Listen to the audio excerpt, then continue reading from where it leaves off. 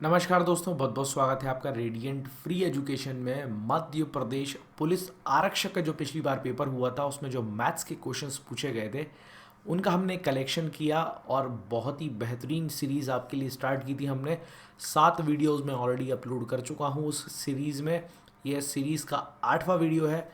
I hope वो videos आपको पसंद आई होंगी, और अगर आपने वो वीडियोस नहीं देखी हैं तो सबसे पहले प्लेलिस्ट में जाके वो वीडियोस को ज़रूर देखिएगा। चलिए इस वीडियो को हम शुरू करते हैं। पहला क्वेश्चन है, एक केन में 20 किलोग्राम तेल रखा जाता है। ठीक है जी। इससे 3.5 किलोग्राम और 12 सही 3/4 किलोग्राम तेल दो अलग अलग बर्तनों में डाला जाता है। केन में बचे हुए तेल की मात्रा कितनी है? ध्यान दीजिएगा, यहाँ पर हमसे क्या बोला जा रहा है, एक केन है, ठीक है जी, उसमें टोटल कितना किलोग्राम है? 20 kg तेल रखा हुआ है, और एक बार तो इसमें से 3.5 किलोग्राम, हम इसे इस तरह भी लिख सकते हैं, 2 का मल्टीप्लाई यहाँ कीजिए, 2 3 जा 6 प्लस 1 यानी 7/2 किलोग्राम उसने निकाल लिया, और एक 12 चौक 48 और 3 51/4 किलोग्राम उसने दो अलग अलग बर्तनों में डाल दिया। यानी हम अगर 20 में से इसे माइनस कर दें इस वैल्यू को, तो हमारे पास में जो आंसर आएगा वही हमारा करेक्ट आंसर होगा। बस इसे सॉल्व कर लीजिए। 7/2 प्लस 51/4, 4 एलसीएम ले लीजिए, ये गया 2 बार में तो ये 14 और ये 51, तो ये टोटल वैल्यू आई आपकी 5 65/4।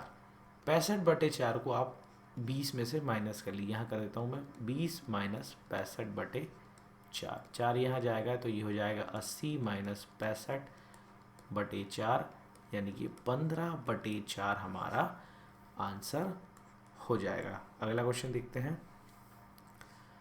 अगला क्वेश्चन है, 120 मीटर लंबी एक ट्रेन जिसकी चाल 54 किलोमीटर प्रति घंटा है, एक बिजली के खंभे को कितनी देर में पार करेगी? तो बहुत ही आसान प्रश्न है, बहुत ही ज़्यादा आसान प्रश्न है। स्पीड आप जानते हैं, चाल बराबर होता है दूरी अपॉन समय, यानी कि टाइम के। दूरी हुई हमें दी हुई है 120 मीटर, जो कि ट्रेन की ही लंबाई है। देखिए, खंभे को पार करना है, ये एक खंभा है और ये एक ट्रेन है, तो अगर खंभे को हम पार कर रहे हैं तो सिर्फ ट्रेन की ही लंबाई हमें लेनी होती है। मान लीजिए अगर एक प्लेटफॉर्म दिया होता तो हम इस स्थिति में, मान लीजिए इसकी लंबाई अगर 50 मीटर होती तो हमें इसको भी लेना होता है, पर यहाँ पर खंभा दिया हुआ था, सिर्फ ट्रेन की लंबाई ही हम लेते हैं। तो ये किस में है? मीटर में है। और जो चाल है हमें किस में दी हुई है? किलोमीटर प्रति घंटा में। हमें निकालना है समय, तो समय जाएगा इधर, स्पीड आएगी इधर, तो टाइम बराबर हो जाएगा 120 मीटर डिस्टेंस है और चाल है 54। ठीक है जी। आपको मालूम होगा कि अगर हमें किसी भी स्पीड को किलोमीटर प्रति घंटा से मीटर पर सेकंड में निकालना हो तो हमें 5/18 से मल्टीप्लाई करना होता, और ऐसा हम इसलिए कर रहे हैं क्योंकि जो हमारा आंसर है वो सभी सेकंड्स में दिया हुआ है, तो हमें इसे कन्वर्ट करना ही पड़ेगा। तो 54 को 5/18 से जैसे ही हम मल्टीप्लाई डिवाइड करेंगे तो ये आएगा आपका 9 से 2 बार में, 9 से 6 बार में, ये आ गया आपका 30/2, मतलब हमारा आंसर आ गया यहाँ पर 15। ठीक है ना, 120/15, 15 से 120 जाता है 8 बार में। क्लियर है जी। तो 8 सेकंड हमारा आंसर हो जाएगा। अगला क्वेश्चन देखते हैं।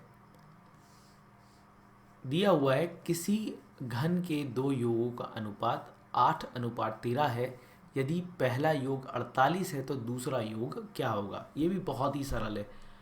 एक दिया हुआ है 8x और दूसरा दिया हुआ है 13x। ठीक है जी।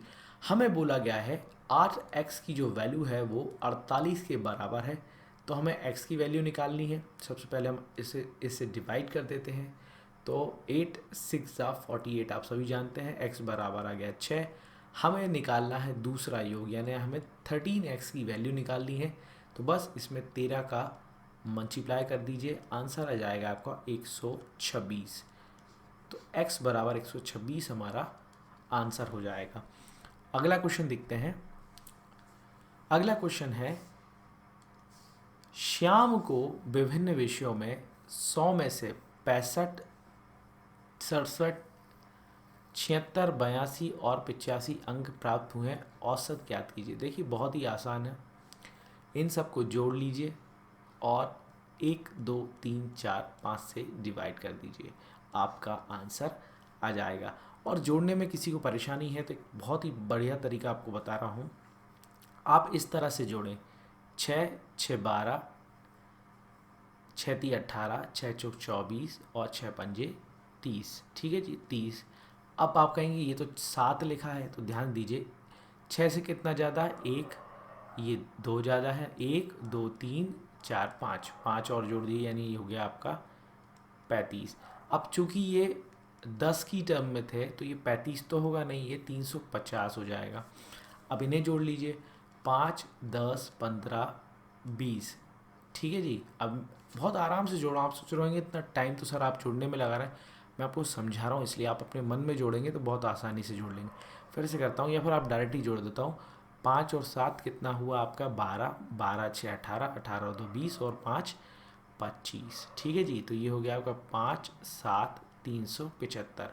कितने से डिवाइड करना है, 1, 2, 3, 4, 5 से डिवाइड कर दीजिए। ये मैंने 5 से इसको डिवाइड किया, 5, 7, 35, ये आ गया 25 और 5 बार में जाता है आपका 25, तो आंसर हो जाएगा आपका 75। चलिए अगला क्वेश्चन देखते हैं। अगला क्वेश्चन हमें दिया हुआ है x माइनस 2597 बराबर इतने के है, तो हमें x का मान ज्ञात करना है। तो बहुत ही आसान है, x माइनस 2597 बराबर है 6098 माइनस 376 है। तो सबसे पहले हम इसमें से माइनस कर लेते हैं।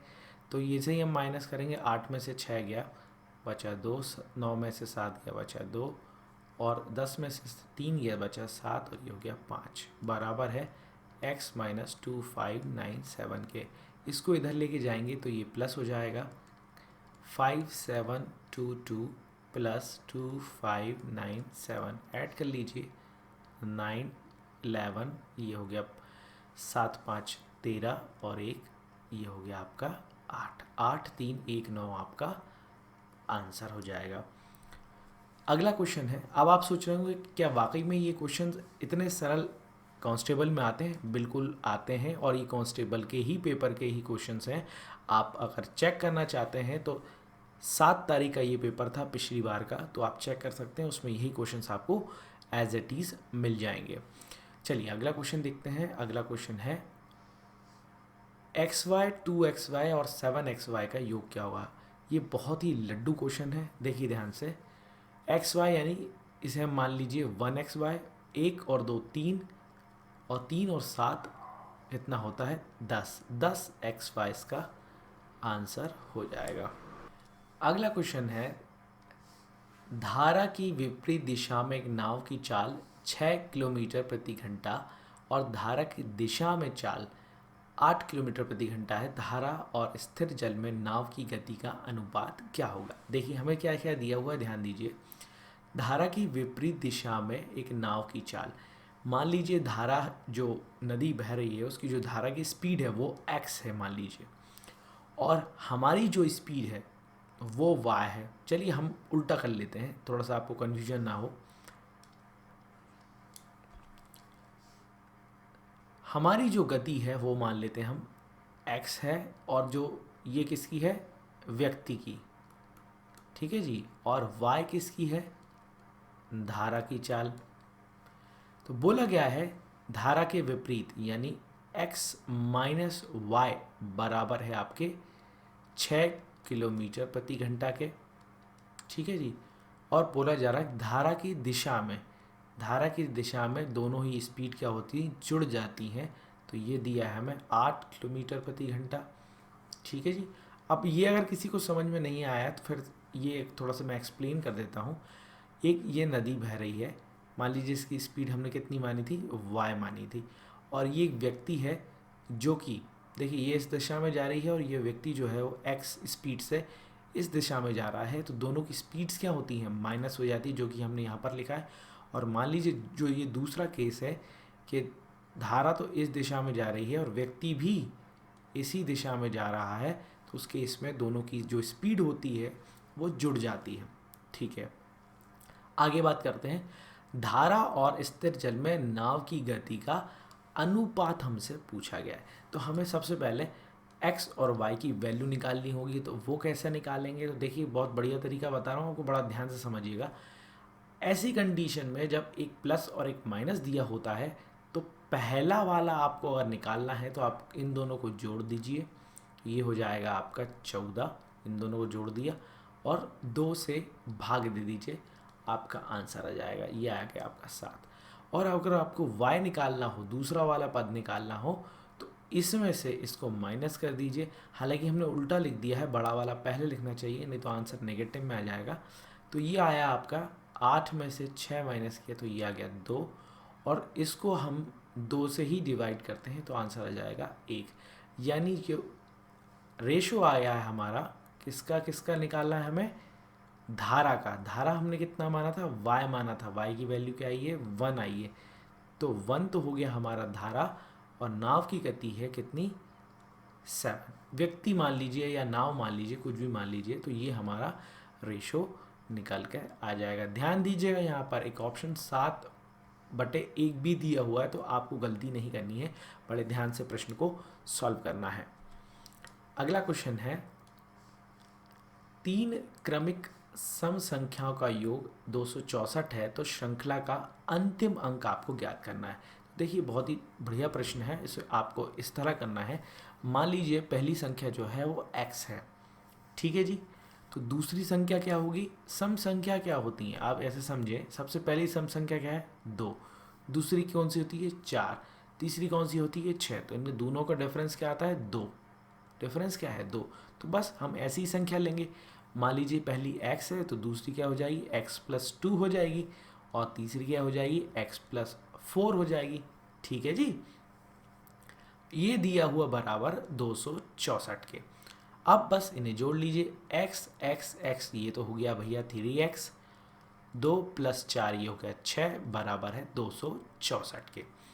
तो 6 को आप इधर ले जाइए, तो 3x बराबर हो गया 264 - 6, तो ये आ गया आपके 258 के। 3x 3 से इसे डिवाइड कर लीजिए, 24 जाता है आपके 9 बार में, सॉरी 8 टाइम्स में, और ये 6 टाइम्स में, 86 आ गया आपकी x की वैल्यू। तो गलती से भी ये आंसर, चूँकि ये ऑप्शन मैंने नहीं दिया तो आप बच सकते हैं, बाकी ये आंसर नहीं लगाना है, क्योंकि हमें क्या निकालना है? इस श्रृंखला का अंतिम अंक। ये किसकी वैल्यू आई? x की, और हमें अंतिम अंक क्या है? x+4 निकालना है। तो इसमें 4 जोड़ दीजिए, तो ये हो जाएगा आपका 90। ठीक है जी, ये आपका आंसर हो जाएगा। अगला क्वेश्चन देखते हैं।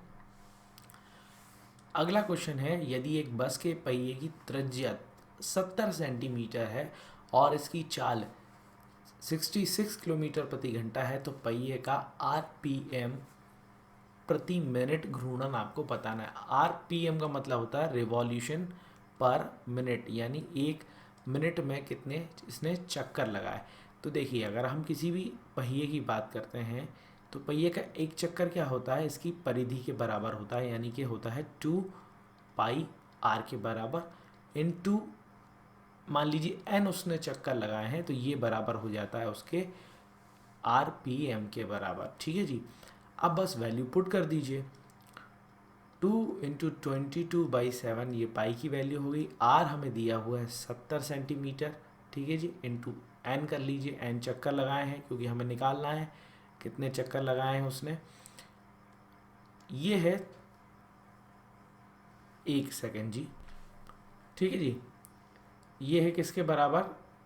चाल के। और आप जानते हैं स्पीड बराबर डिस्टेंस अपॉन टाइम, हमें निकालना है टाइम, ठीक है ना, कि 1 मिनट में कितने चक्कर लगा रहा है वो। तो ये है किस में वैल्यू? किलोमीटर प्रति घंटा में। तो सबसे पहले मैं इसको मीटर में करूँगा, तो मैं इसमें 3 जीरो लगा दूंगा, तो ये मीटर में आ गई। चूँकि ये जो है वो सेंटीमीटर में है, ठीक है, तो 2 जीरो और लगाने पड़ेंगे, तब ये सेंटीमीटर में आ जाएगी। बस काट लीजिए, आपका आंसर आ जाएगा। अच्छा, एक बात और ध्यान दीजिएगा, अभी भी एक इसमें आई है सेंटीमीटर प्रति घंटा में, तो डिवाइड करना पड़ेगा हमें 60 से, तब जाके ये मिनट में आएगी। ठीक है जी, ध्यान रखिए आप, मिनट में आएगी। 6 से पहले 0 से 0 काट लीजिए, 6 से गया ये 11 बार में, 11 से ये गया 2 बार में, 7 से ये गया 10 बार में, 0 से एक और 0 काट लीजिए, तो ये हो गया आपका 2 दूनी 4 एन। ठीक है जी, और नीचे आ गया आपका 1000। एन चक्कर अगर हमें निकालने हैं तो ये वैल्यू जाएगी इधर 1000/4, यानी 250 आरपीएम इसका आंसर हो जाएगा। नेक्स्ट क्वेश्चन देखते हैं। नेक्स्ट क्वेश्चन है, एक गांव में 6 महिलाएं प्रतिदिन 8 घंटे काम करते हुए किसी काम को 10 दिन में समाप्त कर लेती हैं। तो आपको एक फार्मूला पढ़ा हुआ आपने, W1 इंटू, एक मिनट, W1 पहले नहीं आता,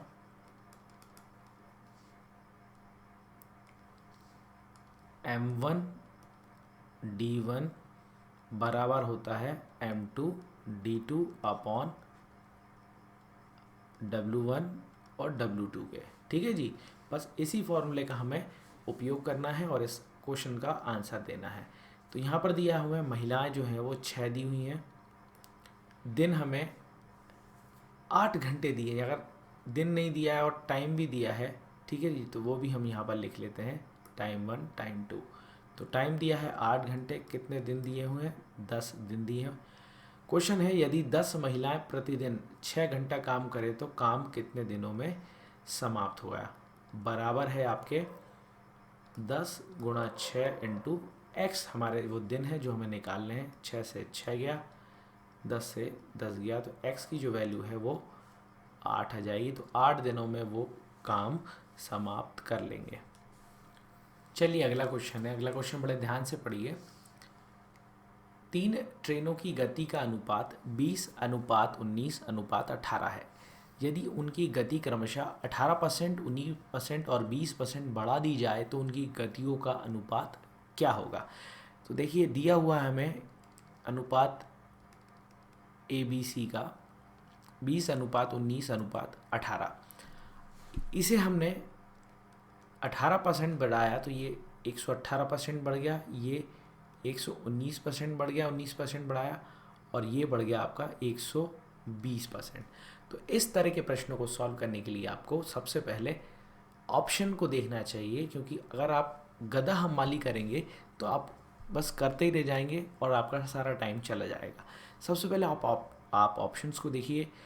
ये ऑप्शन इस ऑप्शन से बिल्कुल अलग है और ये दोनों ऑप्शन थोड़े मैच कर रहे हैं, और इन ऑप्शंस को भी अगर आप ध्यान से देखेंगे तो आखिरी वाला जो रेशो है वो बिल्कुल अलग है। तो हमें क्या करना है, बस इसको सॉल्व करना है। तो जैसे ही आप 18 को 120 से मल्टीप्लाई करेंगे तो आंसर आएगा 2160। बस आपको आंसर लगा देना है ये वाला, क्योंकि ना तो वो 360 आया ना 362, आंसर आया आपका 2160। तो यही वाला रेशो आपका सही आंसर हो जाएगा। अगला क्वेश्चन देखते हैं। अगला क्वेश्चन है, एक बैंक के 30% कर्मचारी रिटायर होने वाले हैं। यदि रिटायर होने वाले कर्मचारियों की संख्या 24 है तो बैंक में कुल कितने कर्मचारी हैं। बोला गया है, मान लीजिए कुल कर्मचारी X हैं, इनके जो 30% है वो कर्मचारी रिटायर हो रहे हैं, और ये 30 की जो वैल्यू है वो हमें दी है 24। तो बस 100 को इधर ले जाएंगे तो 00 इधर आएगा और 30 नीचे आ जाएगा। तो बस काट लीजिए, ये गया 8 बार में, आंसर आ जाएगा 80। X की वैल्यू हो जाएगी 80। 80 कर्मचारी बैंक में थे। नेक्स्ट क्वेश्चन है, एक उत्सव के दौरान 405 टॉफियों को बच्चों में इस प्रकार बांटा गया कि प्रत्येक बच्चे को कुल बच्चों की संख्या की 20% टॉफ़ी प्राप्त हुई। ठीक है जी, प्रत्येक बच्चे को कितनी टॉफ़ियाँ मिली।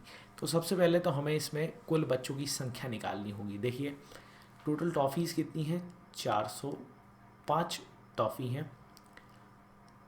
X मान लीजिए बच्चे हैं, इनमें ये डिवाइड की गई है, और जो मिला है वो क्या है, X का 20%। ठीक है जी, ये हमें सॉल्व करना है।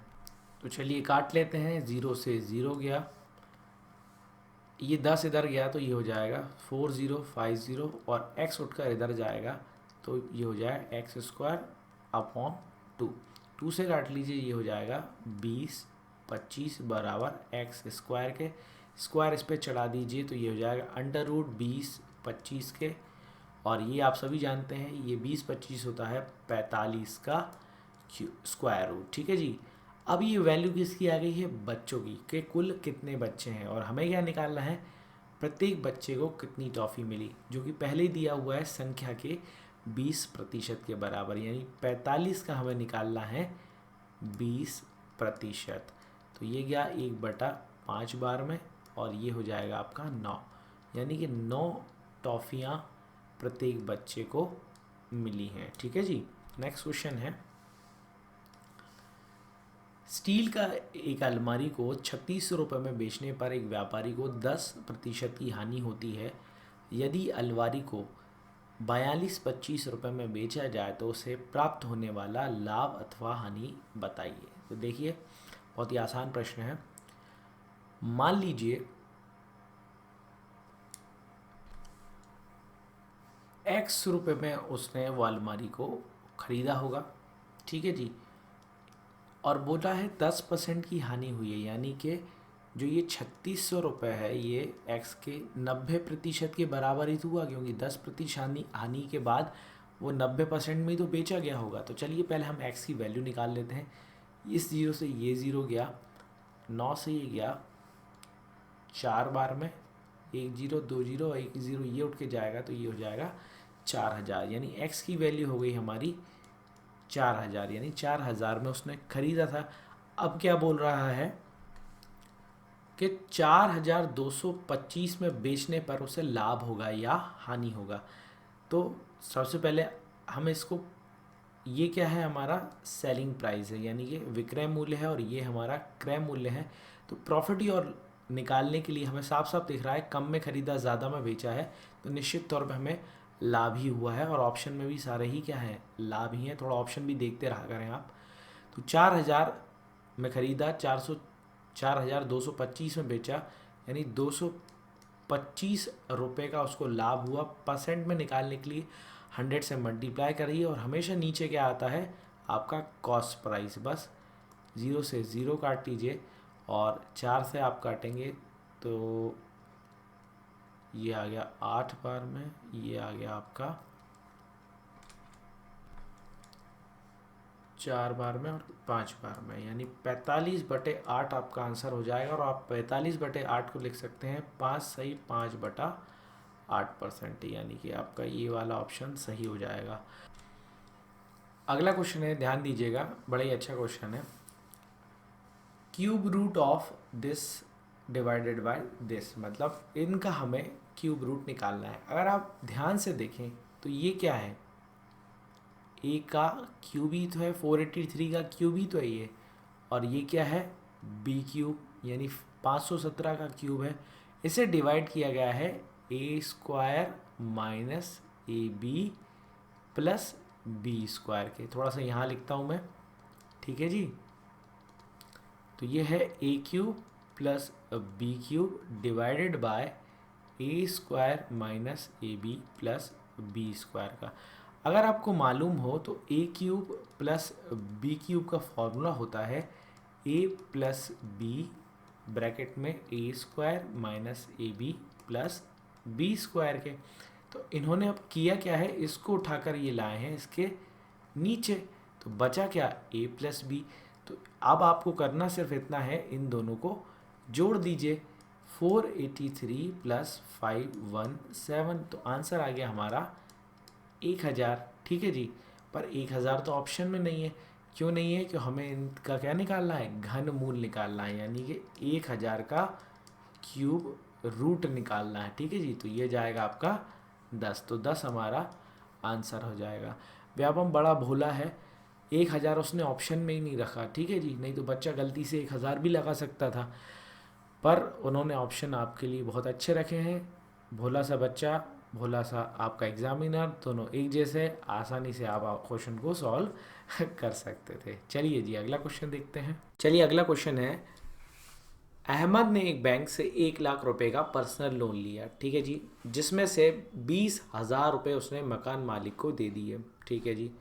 मान लीजिए उसने, मान क्या लीजिए दिया हुआ है 1 लाख रुपए का उसने कोई लोन ले रखा है, ठीक है। जैसा जैसा क्वेश्चन बोलता है यार हम वैसा वैसा करते जाते हैं। 20,000 रुपये उसने किसी को दे दिए हैं, ठीक है। 3,000 अपने पार्टनर को दे दिए, लीजिए 3,000 अपने पार्टनर को दे देते हैं। और 35,000 रुपये उसने एक मोटरसाइकिल खरीदी, 35,000 रुपये की, ठीक है। 35,000 रुपये की उसने एक मोटरसाइकिल खरीद ली। अहमद के पास कितना बचा? तो सबसे पहले तो हम इसको टोटल कर लेते तो हमारे पास में ये आ जाएगा कि अहमद ने कितना पैसा खर्च किया है। तो ये हो जाएगा 8, ये 5, यानी 58,000 रुपये उसने खर्च कर दिए। टोटल कितना था? 1 लाख रुपये। तो 1 लाख में से 58 माइनस कर दीजिए तो बचेगा आपका, लीजिए हम माइनस कर देते हैं, तो ये हो जाएगा आपका 10 में से 2 और ये 4, 42,000 आपका आंसर हो जाएगा। बहुत ही सरल प्रश्न था। चलिए अगला क्वेश्चन देखिए।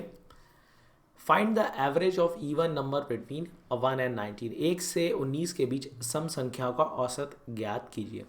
तो देखिए सबसे पहले तो हमें 1 से 19 के बीच में कौन कौन सी सम संख्या आती पहले ये ध्यान देना है। तो 2, 4, 6, 8, 10, 12, 14, 16, 18 ये हमारी सम संख्या है जो कि 1 से 19 के बीच में है। अब हमसे बोला गया है इनका एवरेज यानी औसत निकालिए। तो सभी जानते हैं एवरेज निकालने का या औसत निकालने का फॉर्मूला होता है सम अपॉन अ नंबर, ठीक है जी। सम अपॉन नंबर क्या होता है? औसत का फॉर्मूला।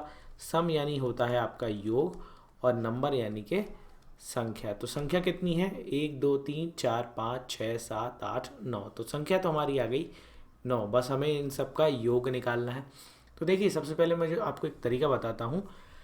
आपको इस तरह का जब भी एडिशन आ जाए यानी जोड़ना आ जाए तो आपको किस तरह से जोड़ना है। तो सबसे पहले तो आप सिंगल डिजिट नंबर्स को जोड़िए। तो ये हो जाएगा आपका 6, 6 और 6 12 और 12, 8, 20। इतना तो 20 हो गया। अब इसको आपको ऐसे जोड़ना है, ध्यान से समझिएगा। 10, 20, 30, 40, 50, ठीक है, ये 50 हो गया।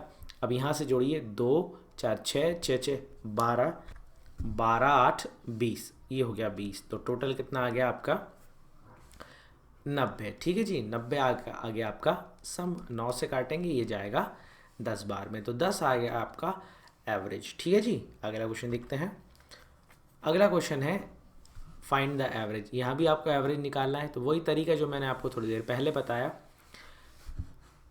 10, 20, 30, 40, 50, 60, 70, 80, 90, 100, 110 और 110 और 40 हो जाएगा आपका 150, ठीक है जी। अब यहाँ जोड़ लिए 6 और 1 7, 7 और 6 13, 13, 14, 14, 6 20 और 4 24, ये हो जाएगा आपका 174। ये क्या आ गया आपका? सम आ गया। और नंबर कितने हैं? 1, 2, 3, 4, 5, 6, 6 से डिवाइड कर दीजिए इसको, ठीक है जी। नंबर कितना है आपका? 6 और सम कितना है? 1 मिनट जी, फिर से 1, 2, 3, 4, 5, 6 और सम था हमारा 174। जैसे ही डिवाइड करेंगे ये जाएगा 29 बार में। तो 29 हमारा एवरेज निकल जाएगा। अगला क्वेश्चन देखते हैं। अगला क्वेश्चन है वर्तमान में दादा बिल्ली। अच्छा, दादा बिल्ली का मतलब ये नहीं वो गुंडे वाला दादा है। दादा मतलब पिताजी के पिताजी वाले दादा हैं। दादा बिल्ली, जो दादाजी उनका नाम बिली है, अपने पोते जैक की आयु से 3 गुना है। यानी कि जो विली हैं, चलिए लिख देते हैं, विली जो है वो 3 गुना है। और जो उनका पोता है, पोते का नाम क्या है? जैक। जैक से 3 गुना, यानी कि जैक क्या होगा? 1 और विली क्या हो जाएंगे? 3। 10 वर्ष पहले विली की आयु का 1/5 थे। यानी कि 10 वर्ष पहले जो विली थे वो 5 थे और जैक क्या था? 1 था। 10 वर्ष बाद उनकी आयु आपको बतानी है, ठीक है जी। अब ध्यान दीजिएगा कैसे करना है हमें। अगर हम ध्यान दें तो यहाँ पर जो डिफरेंस आ रहा है इनके रेशो का, वो हमें 4 मिल रहा है। और यहाँ पर हम रेशो का डिफरेंस देखें तो वो हमें 2 मिल रहा है। तो सबसे पहले हमें क्या करना होता है? रेशो को बराबर करना होता है। उसके लिए हम क्या करेंगे? 4 का मल्टीप्लाई हम यहाँ पर करेंगे और 2 का मल्टीप्लाई हम यहाँ पर करेंगे। तो जैसे ही हम करेंगे तो नया रेशो क्या बनेगा? 4 तिया 12 रेशो 4 और 5 दूनी 10 रेशो 5 हमारा नया रेशो बन जाएगा। अब हम ध्यान दें तो यहाँ भी रेशो 1 का है और यहाँ भी रेशो 4 तिया 12, 5 दूनी 10। 1 मिनट जी, अच्छा यहाँ पे मैंने 5 लिख दिया, सॉरी। यहाँ पर आएगा आपका 2, क्या आएगा यहाँ पर 2 आएगा। तो यहाँ भी रेशो 2 का आ गया और यहाँ भी रेशो 2 का आ रहा है, मतलब रेशो अब हमारा हो गया है बराबर। तो बस अब यहाँ ध्यान दीजिए, एक रेशो जो 2 रेशो है बराबर कितने हैं, कितने साल के हैं, यहाँ पर दिया हमें 10 वर्ष पहले की आयु दी हुई, तो 10 वर्ष के बराबर है।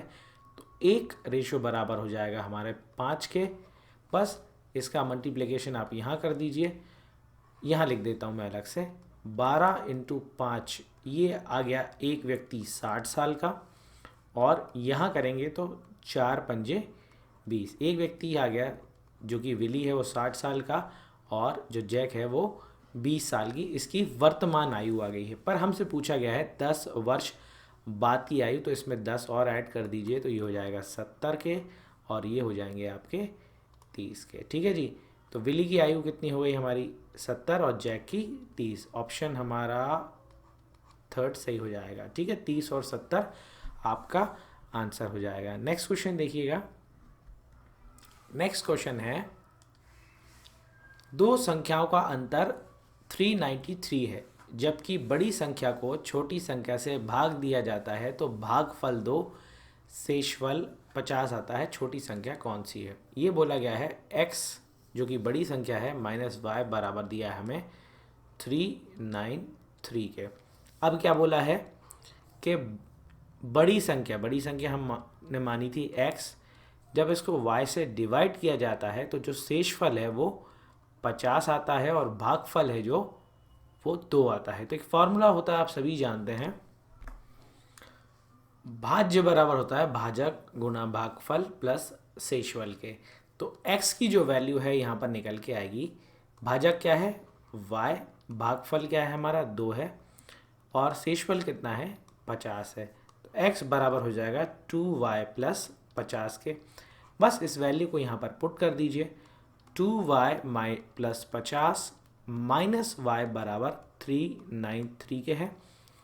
2y से एक y गया तो बचा y प्लस 50 बराबर 393 के। 50 इधर जाएगा तो 393 माइनस 50, y की वैल्यू हो जाएगी 343। और हमसे पूछा भी गया है छोटी संख्या कौन सी है, तो छोटी संख्या हमने क्या मानी थी y, तो हमारा आंसर हो जाएगा 343। ठीक है जी, अगला क्वेश्चन देखते हैं। अगला क्वेश्चन है 20% और 10% की क्रमिक छूट एक साथ कितनी होगी। मतलब एक पहले हमें मान लीजिए 100 रुपये थे, उस पर हमने 20% का छूट दिया तो हो गया 80 रुपये, और इससे 80 रुपये पे हमने 10% की छूट दी। तो आप सभी जानते हैं 80 का 10% होगा 8 रुपये, तो 80 में से माइनस कीजिए आप 8 रुपये, तो ये हो जाएगा 72। तो 72 रुपये फाइनल आया, यानी 100 में से 72 और घटा दें तो बचेगा कितना 28। तो 28% हमारा क्या हो जाएगी क्रमिक छूट हो जाएगी। एक फॉर्मूला भी होता है, जैसे दोनों ये छूट हैं तो आपका हो जाएगा -20 माइनस 20 इंटू 10/100। तो आप इसे भी सॉल्व करेंगे तो आपका आंसर 28% ही आने वाला है। चलिए अगला क्वेश्चन देखते हैं। अगला क्वेश्चन है x और y की वर्तमान आयु का अनुपात 3:2 है। भाई ये है x और ये है y, इनके अनुपात है आयु का 3:2। 12 साल बाद x और y की आयु का अंतर 15 हो जाता है, x की वर्तमान आयु ज्ञात कीजिए। ये बोला जा रहा है कि 12 साल बाद आयु का अंतर 15 है। देखिए चाहे 12 साल बाद की बात करें या आज की बात करें, अगर आपकी आयु में जो अंतर आज है वही आपके बाद में भी रहेगा। जैसे मान लीजिए आप अपने पिताजी से 10 साल छोटे अभी हैं तो आगे भी 10 साल ही छोटे रहेंगे, हालांकि 10 साल नहीं 20 साल या 25 साल तो छोटे होंगे कम से कम, जो भी है। तो हमेशा जो डिफरेंस रहता है वो एक जैसा ही रहता है। तो यहाँ पर आप ध्यान दीजिए, हमें बोला है डिफरेंस, यानी एक रेशो की जो वैल्यू है हमें दी है 15, ठीक है। हमें वर्तमान आयु पूछी है तो बस यहाँ पर इसका मल्टीप्लिकेशन कर दीजिए 15 का, आपका आंसर निकल जाएगा। तो ये आ जाएंगे आपके 45 साल के और ये आ जाएंगे आपके 30 साल के। ठीक है जी। हमसे किससे की आयु पूछी, एक्स की, तो एक्स की वैल्यू हो जाएगी 45 साल। नेक्स्ट क्वेश्चन है, 6 मैचों में मुथैया मुरलीधरन द्वारा बनाए गए स्कोर हैं 47, 56, 112, 28, ये स्कोर है। ठीक है जी। उसका औसत स्कोर कितना है? तो अभी थोड़ी देर पहले ही इस तरह का मैंने क्वेश्चन करवाया आपको, तो कुछ नहीं करना है, इन सबको आप जोड़ लीजिए और 1, 2, 3, 4, 5, 6 से डिवाइड कर लीजिए, आपका आंसर निकल आएगा। ठीक है जी। 56 इसका आंसर हो जाएगा। अगला क्वेश्चन देखते हैं। अगला क्वेश्चन है, एक दुकानदार अपने ग्राहक को 10% ऑफ सीजन छूट देता है। ठीक है, 10% का डिस्काउंट दे दिया, फिर भी 26% का वह लाभ कमाता है। जूते की जोड़ी जिन पर 1120 रुपये अंकित था, उनका लागत मूल्य निकालना है हमें। ठीक है जी। तो हमें निकालना है कॉस्ट प्राइस। हमें क्या निकालना है? कॉस्ट प्राइस, यानी कि सीपी हमें निकालना है। हमें अंकित मूल्य यानी कि मार्केट प्राइस दिया हुआ है, कितना है वो? 1120। क्या बोला जा रहा है कि मार्केट प्राइस जो है 1120, इस पे हमें 10% का डिस्काउंट दिया जा रहा है। यानी कितने परसेंट पे बिक रहा है? ये 90% पे बिक रहा है 10% के डिस्काउंट के बाद में, जो कि बराबर है किसके? एक्स के, जो कि क्रय मूल्य के 126% के बराबर। क्यों 126 लिखा? क्योंकि उसे 26% का लाभ हो रहा है। बस सॉल्व कर लीजिए, आपका आंसर आ जाएगा। 3 से काटते हैं, 3 से जाएगा ये 4 बार में, 2 बार में, और ये जाएगा 30 बार में। फिर से काट लीजिए, 3 से जाएगा ये 10 बार में, 1 और 14 बार में। 7 से काटिए, 7 से जाएगा ये 2 बार में, 1 बार में और 6 बार में। 160 ही आ जाएगा। 60 × 10 यानी 1600 बराबर में है 2x। 2 इधर आएगा तो x बराबर हो जाएगा आपके 800 के। तो 800 हमारा क्रय मूल्य यानी कि हमारा आंसर आ जाएगा। अगला क्वेश्चन है, इस एक्सप्रेशन को आप किस प्रकार से और लिख सकते हैं? तो एक स्वॉट्स एंड इंडेक्सेस का ये क्वेश्चन है। आप जानते ही होंगे, कोई भी वैल्यू अगर इस फॉर्मेट में दी हुई है तो आप उसे इस तरह से लिख सकते हैं। ठीक है जी। इस तरह से भी आप उसे लिख सकते हैं। तो ये आपका आंसर हो जाएगा। नेक्स्ट क्वेश्चन है, यदि समचतुर्भुज के विकर्ण 6 मीटर और 8 मीटर हैं तो भुजा ज्ञात कीजिए। देखिए बोला गया हमें एक विकर्ण कितने सेंटीमीटर का है? टोटल यहाँ से यहाँ तक की जो लंबाई है वो 6 सेंटीमीटर की है, और दूसरे विकर्ण की जो लंबाई है वो आपको दी हुई है, यहाँ से यहाँ तक की जो दूरी है वो दी हुई है 8 सेंटीमीटर। ठीक है जी, 8 मीटर। हमें निकालना है यहाँ से लेके यहाँ तक की दूरी। तो ध्यान दीजिएगा, रोम्बस की जो प्रॉपर्टी होती है वो इस पॉइंट पे जहाँ पर ये दोनों मिलते हैं, दोनों लाइंस आधे आधे में डिवाइड हो जाती है। यानी कि यहाँ से लेके यहाँ तक की जो टोटल वैल्यू है वो 6 है, तो ये 3 हो जाएगी और ये हो जाएगी आपकी 4। तो आप सभी जानते हैं पाइथागोरस ट्रिपलेट के हिसाब से ये 4 है, ये 3 है, तो ये कितनी हो जाएगी?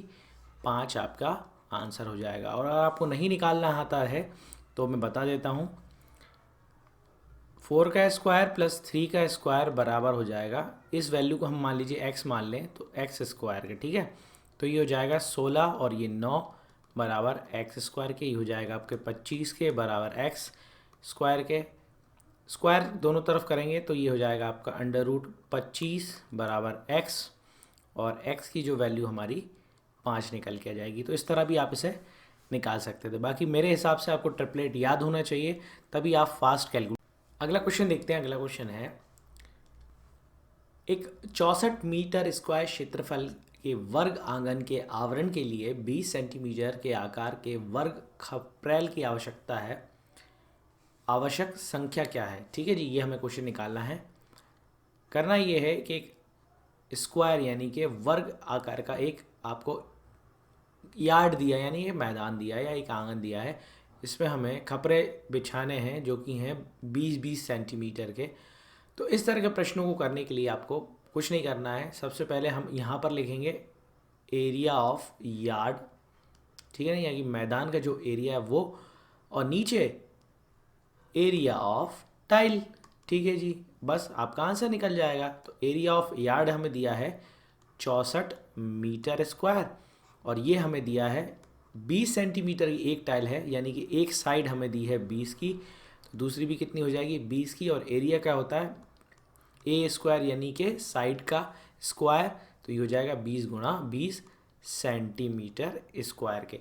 अब बस ध्यान ये देना है आपको कि ये जो वैल्यू है ये है मीटर में, और हमें जो आंसर निकालना है वो टाइल का निकालना है, और टाइल का जो एरिया है वो सेंटीमीटर में है। तो बस इसे कन्वर्ट कर लीजिए आप किस में, आप इसे कन्वर्ट करेंगे सेंटीमीटर में। तो 64 को आप कन्वर्ट करेंगे, पहले ध्यान दीजिएगा मीटर को कन्वर्ट करेंगे आप सेंटीमीटर में, तो 2 जीरो लगाएंगे, चूँकि स्क्वायर है तो 2 जीरो और लगाने पड़ेंगे आपको। तो 20 गुणा 20 से आप इसे डिवाइड कर लीजिए, एक जीरो से एक जीरो गया, इससे ये गया, 2 दूनी 4, 4 से इसे आप डिवाइड करेंगे तो ये आ जाएगा आपका 1600 टोटल टाइल्स हमारी लगेंगी पूरे को कवर करने में। चलिए अगला क्वेश्चन देखते हैं। अगला क्वेश्चन है लघुत्तम सम संख्या जिसका वर्गमूल और घनमूल दोनों प्राकृतिक संख्या के रूप में विद्यमान है। यानी कि हमें 4 ऑप्शन में से एक ऐसा ऑप्शन छांटना है जिसका हम अंडर रूट करें, यानी कि उसका स्क्वायर रूट निकालें या क्यूब रूट निकालें, तो एक प्राकृतिक संख्या आना चाहिए। तो देखिए 32 तो किसी का स्क्वायर है ही नहीं, तो इसे तो हम वैसे ही छोड़ देंगे। इस पे आते हैं 16 है 4 का स्क्वायर, पर किसी का भी क्यूब नहीं है, घन नहीं है, तो इसका हम घन रूट निकालेंगे तो वैल्यू जो आएगी वो किस में आएगी, पॉइंट्स में आएगी।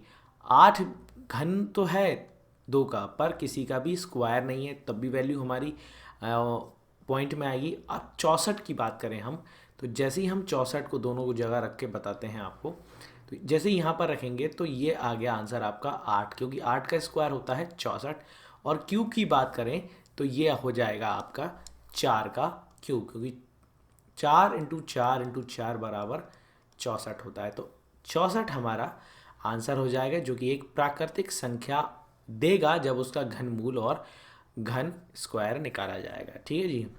अगला क्वेश्चन देखते हैं। क्वेश्चन है unit digit of cube of 833। 833 का जब आप क्यूब करेंगे, ठीक है जी, इसका आप क्यूब करेंगे तो उसमें यूनिट डिजिट क्या आना चाहिए। तो ध्यान दीजिएगा, यूनिट डिजिट निकालने के लिए आपको लास्ट जो डिजिट है वो देखना होता है। तो 3 का आप क्यूब कीजिए, ये होता है 3 इंटू 3 इंटू 3, 3 3 ज़ा 9 और 9 3 ज़ा 27। तो यूनिट डिजिट आपका कहाँ क्या आने वाला है, अब 7 आने वाला है। ठीक है जी। अगला क्वेश्चन देखते हैं। अच्छा, ये इतने ही क्वेश्चन थे जो हमने सिलेक्ट किए थे, लगभग सारे ही क्वेश्चन हमने सिलेक्ट किए थे। आई होप आपको वीडियो पसंद आई होगी, और अगर कंटेंट आपको समझ में आ रहा है तो हमें ज़रूर कमेंट करें और वीडियो को शेयर करें। Thank you very much for watching this video.